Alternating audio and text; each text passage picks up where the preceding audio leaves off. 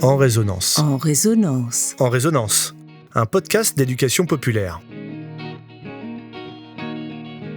Bonjour et bienvenue.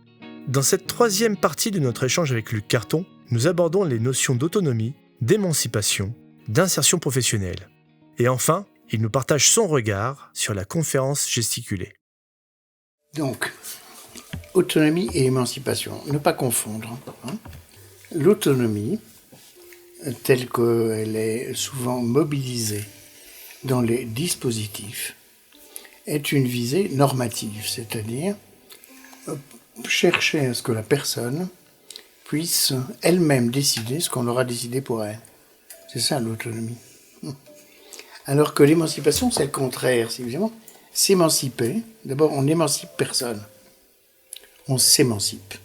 Le S' est essentiel. Et ce S' est essentiel à l'action collective. Personne ne va faire un dispositif d'éducation populaire. On peut faire un dispositif d'appui à une dynamique d'éducation populaire, d'accompagnement à. Mais on ne peut pas faire un dispositif d'éducation populaire. S'il est dispositif, il n'est déjà plus d'éducation populaire. Donc le S' de l'émancipation est essentiel. Mais ça, c'est de la philosophie politique simple. C'est la thèse de Jacques Rancière. C'est la thèse d'Alain Badiou. C'est la thèse de toutes les approches émancipatrices, que ce soit en sociologie ou en psychanalyse. Il n'y a de sujet que par le S', c'est-à-dire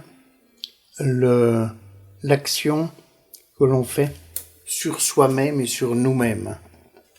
C'est cette action-là qui est émancipatrice et qui permet de se défaire des liens qui nous tiennent. Émanciper, c'est émanciper, c'est se défaire des liens qui nous tiennent en place, qui nous tiennent dans la place qu'on nous a assignée. Et donc, l'émancipation, c'est l'envers de l'insertion socio-professionnelle. S'insérer, ça veut dire trouver sa place sans mot dire, sans rien dire. J'ai toujours pris, à propos de l'insertion, cette image simple.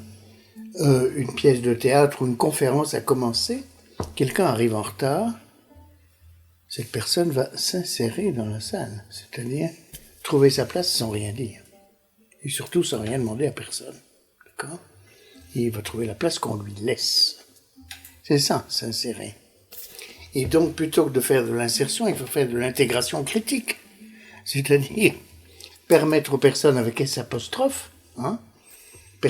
permettre que les personnes avec S' puissent inventer les places et non pas prendre place. Et donc, les jeunesses, depuis toujours, n'ont jamais rien demandé autre chose que d'inventer des places.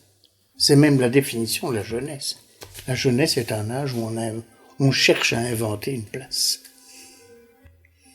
Après ça, on l'occupe. Mais il faut l'inventer. Il faut l'inventer. Et cette énergie pour inventer des places, pour inventer de nouvelles places, pour inventer de nouveaux espaces, c'est ça l'énergie politique de la jeunesse. Et c'est ça qu'il faut, quand on est en démocratie culturelle, qu'il faut libérer. Libérer cette énergie créatrice de la jeunesse. Et ça, si on le fait, on est émerveillé. On est émerveillé. C'est ça l'émerveillement de Célestin Freinet. Il est émerveillé. Il faut se souvenir de le moment où Célestin Freinet devient Célestin Freinet. C'est le jour où il est aphone. Il va enseigner et il n'a plus de voix. Il transforme son absence de pouvoir vocal dans le pouvoir des autres, c'est-à-dire dans le pouvoir des enfants. Et donc il libère le pouvoir des enfants. Et il invente le journal de classe, c'est-à-dire le fait que les enfants puissent écrire la vie en groupe, ce qui se passe en classe, ce qui se passe dans l'école. Et donc il n'est pas loin de la classe coopérative et de la pédagogie institutionnelle chère à Fernand Houry, quelques décennies plus tard. Bon, donc voilà quelques mots sur émancipation, autonomie et insertion. Et surtout, intégration critique. Je voudrais revenir avec toi sur la conférence gesticulée en fait. À la fois, elle permet de mettre en lumière la question des droits culturels, le savoir expérientiel. Ça peut générer de l'impuissance vis-à-vis autant du spectateur que vis-à-vis peut-être du conférencier ou de la conférencière qui vient s'exprimer sur cet espace public en fait. Oui. Et donc ça suppose de... La conférence gesticulée c'est une œuvre culturelle métisse, hein, dont on sait qu'elle métisse deux types de savoirs. Des savoirs expérientiels, dits chauds, et des savoirs des sciences humaines, dits froids. L'important, c'est évidemment la puissance d'action qui est à l'œuvre dans le métissage. Et donc la prise de responsabilité politique qui se fait là. En fait, transformer une expérience en métissage de savoir chaud et de savoir froid suppose effectivement d'avoir une idée, une intention, une conscience aussi, de ce que signifie cette proposition dans l'espace public. Et donc, quelle conscience on a de l'amont de cette création et de son aval possible. L'amont, c'est la manière dont on peut contextualiser sa propre expérience. L'aval, c'est ce que l'on peut imaginer comme effet dérivé, comme effet secondaire, comme effet d'entraînement dans la société. Et cette conscience-là, qui va de l'amont vers l'aval, est la conscience politique à l'œuvre dans une conférence gesticulée, dans la démarche d'une conférence gesticulée. Si cette conscience est trop précaire, c'est-à-dire qu'elle ne sait pas ce qu'elle fait, elle peut déployer, plutôt que de l'espérance, déployer du cynisme et organiser de la désespérance. Et donc c'est là qu'il s'agit de quelque chose de délicat. Parce que dans chaque conférence, dans chaque démarche de conférence gesticulée, il y a forcément quelque chose de l'ordre de la bifurcation. Est-ce que j'organise à travers ça, est-ce que je structure des dynamiques de désir et d'espoir, ou est-ce que je structure des dynamiques qui censurent le désir et qui désespèrent? Ce sont de bonnes questions à se poser. Et je crois que ça peut infléchir les choix que l'on fait dans l'éventail des savoirs chauds, comme dans l'éventail des savoirs froids. Dans la conversation tout à l'heure, hors micro, on mettait en tension, par exemple, la sociologie de Bourdieu et la sociologie de Touraine. La sociologie de Bourdieu, qui déconstruit la fabrique des inégalités culturelles et son implacable reproduction, peut, si on en fait un usage immodéré ou imprudent, être une fabrique de désespoir. À savoir, nous n'arriverons jamais à renverser ou à compenser les inégalités initiales et originelles. Et donc, toutes les ZEP, toutes les ZAC et toutes les UP n'arriveront à rien. Si c'est pour désespérer les instits et les enseignants porteurs d'émancipation, c'est grave. Mais donc revoyons Inculture 1 et Inculture 2 à cette lumière, à la lueur de cette question. Qu'est-ce que ça transporte comme désir? Qu'est-ce que ça transporte comme espoir? Et donc Touraine, au contraire, développe une sociologie de l'action, c'est-à-dire une sociologie d'accompagnement des acteurs de l'émancipation. C'est évidemment une sociologie qui autorise plus de désir et plus d'espoir que la sociologie de la déconstruction. Ça ne rend pas non nécessaire la sociologie de la déconstruction. Nous avons besoin de déconstruire les dominations en cours. Mais nous avons besoin de ne pas nous arrêter là, de ne pas nous limiter à la déconstruction. Donc il nous faut poser la question de la construction, et ça c'est une autre sociologie, c'est la sociologie de l'action. Donc voilà deux types de recours au savoir froid qui sont très différents. Après une courte pause, nous poursuivons notre échange sur l'histoire de la sécurité sociale et dans quel héritage s'inscrivent de nouvelles initiatives de solidarité locale. Donc tu poses la question, d'une part de la sécurité sociale, d'autre part de l'action de collectifs très locaux, territorialement situés, et qui développent de nouvelles ou d'anciennes solidarités. Et se pose la question de savoir comment comment lire la légitimité de ce qui se trame d'un côté comme de l'autre. Alors, il faut d'abord connaître l'histoire de la sécurité sociale.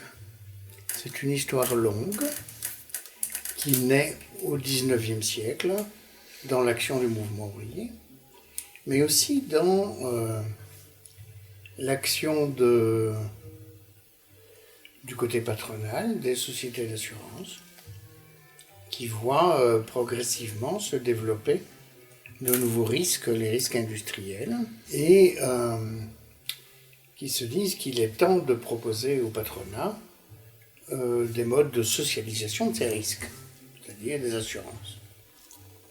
Et donc les deux se développent, et François Ewald a fait sa thèse là-dessus.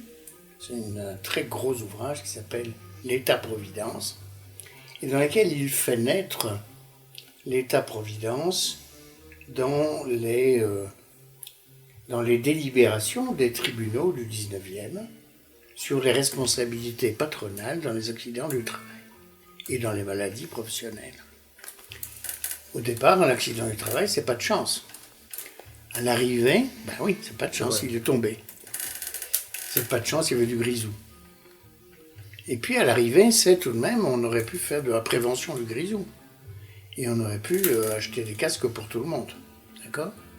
Et on aurait pu mettre des barrières un peu plus solides pour que les gens ne tombent pas. D'accord ? Et donc, il y a la question de la responsabilité patronale sur les risques liés au travail se déploie. Mais on voit que c'est un sujet qui se déploie jusqu'aujourd'hui avec les PFAS et autres polluants éternels qui nous empoisonnent la vie pour longtemps. Et à travers, par exemple, de très mauvais procès non pas réussis, comme le procès de l'amiante. Donc, la Sécu s'est développée dans ce contexte-là, à la fois comme des mécanismes de découverte des responsabilités industrielles et patronales, mais aussi dans des mécanismes de solidarité sociale inventés par les travailleurs eux-mêmes. Donc, il y a des travailleurs qui font circuler leurs casquettes entre eux et qui se disent, le jour où on n'aura plus de travail, ce serait bien d'avoir une caisse qui puisse nous indemniser. Et d'autres qui disent, le jour où on a des enfants, il faudrait peut-être avoir une caisse qui nous permette de mieux les assumer, mieux les accueillir. Ça s'appelle les allocs. Et puis, le jour où on sera vieux, et c'est peut-être bien d'avoir une pension de retraite. Et donc la Sécu, elle s'invente à la fois dans les casquettes et dans les tribunaux. Et donc, elle s'invente comme un compromis entre capital et travail. Et ça, c'est au 19e. Au 20e siècle, il y a un moment charnière, dans les années 20, qu'on appelle l'invention du Fordisme, quand Henry Ford, patron des usines automobiles du même nom, se dit pour vendre plus de bagnoles, je devrais faire en sorte que mes travailleurs puissent acheter des bagnoles. C'est-à-dire produire en masse, donc beaucoup moins cher, des bagnoles que les travailleurs puissent acheter. Mais pour ça, il faut que le crédit que je vais accorder aux travailleurs pour qu'ils puissent acheter une voiture soit honoré. Et pour que le crédit soit honoré, il faut que le travailleur que les risques de la vie du travailleur soient pris en compte à travers des assurances chômage, des assurances maladie, des assurances invalidité, des assurances pension, et que donc le travailleur puisse rester solvable à travers ces assurances, de manière à ce que les crédits soient toujours remboursés et que les voitures puissent toujours être vendues et achetées. Et donc il invente la production de masse et la consommation de masse, et l'articulation entre production et consommation, c'est la garantie des risques. S'il y a garantie des risques, un travailleur désargenté peut acheter une bagnole à crédit. Et la banque et le patron être sûr qu'il va le rembourser parce que, quoi qu'il lui arrive, il y a une assurance qui guette, une assurance sociale, solidaire. C'est ça l'invention de la Sécu. Et donc, cette invention de la Sécu, elle marche d'autant mieux que l'assiette est grande. C'est-à-dire que le peuple affilié est important. Et donc, la Sécu devient une abstraction. Et donc, on passe de la casquette à l'abstraction, tu vois ? Parce que l'assiette, au départ, c'est la casquette qui tourne entre nous. Nous nous connaissons, nous, mutualistes qui abritons une caisse de résistance syndicale et qui avons notre propre assurance à nous, assurance des mineurs, assurance pension des mineurs. Mais à partir du moment où ça devient l'assurance pension retraite de tout le monde, ça devient une abstraction. Et donc nos contemporains, qui sont éloignés de la casquette originelle et qui n'ont pas connu les débats dans les tribunaux du 19e, ni l'invention du Fordisme, mais qui sont plus les héritiers des arrêtés et lois de De Gaulle et des communistes de 1944. Aujourd'hui, pour la plupart des gens, la sécurité sociale, c'est une abstraction administrative. D'accord ? C'est la carte vitale, hein, pour prendre l'exemple. Eh bien, il est utile de rappeler que la sécurité sociale, c'est d'abord un salaire socialisé, c'est-à-dire la fameuse différence entre le net et le brut, c'est une conquête et pas une charge. Et ça, les travailleurs, à force d'entendre que c'est une charge, ils finissent par désirer eux-mêmes que ça baisse. Tu vois ? Cette différence entre le brut et le net. Et chaque fois qu'on leur dit on va baisser les charges, ils disent ouf, chouette, notre net va augmenter. Derrière l'augmentation de leur net, il y a la solidarité qui s'en va. Ça, c'est un truc qu'on ne dira jamais assez fort. Alors, quand, dans une caverne obscure, d'une province quelconque, d'un département idiot, dans un coin, on invente des mécanismes de solidarité nouveaux, il faut connaître cette histoire pour le faire. D'accord ? C'est-à-dire savoir à quelle histoire s'adosser pour ne pas se tromper et ne pas créer des solidarités obscures. Ce que j'appelle une solidarité obscure, c'est la solidarité des riches entre eux. Tu vois ?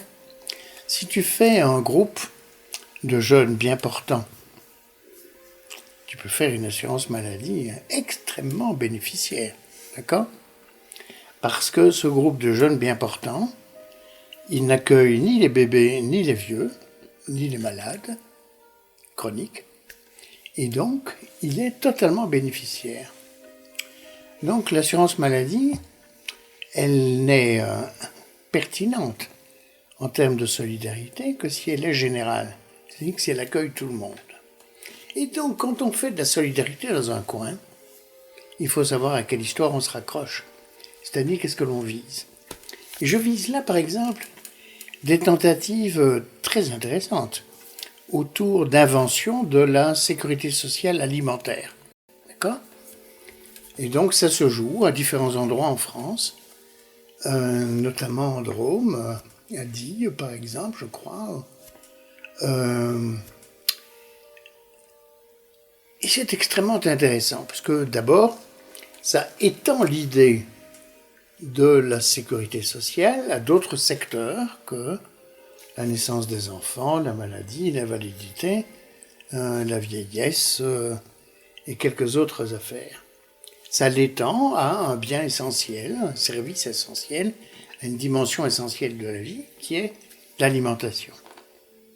Mais la question c'est entre qui on va le faire.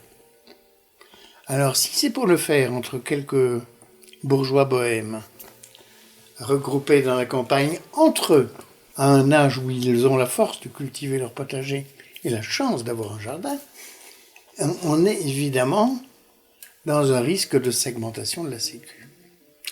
Donc, ces gens-là, et leur initiative est magnifique, il faut les avertir qu'il est intéressant de penser à l'universalité de la couverture, c'est-à-dire qu'ils ne se visent pas eux-mêmes à l'intérieur d'un précaré fermé, mais que cette assurance soit ouverte, et en particulier ouverte à ceux pour qui c'est le plus nécessaire, c'est-à-dire ceux qui, aujourd'hui, s'alimentent difficilement, parce qu'ils n'en ont pas les moyens.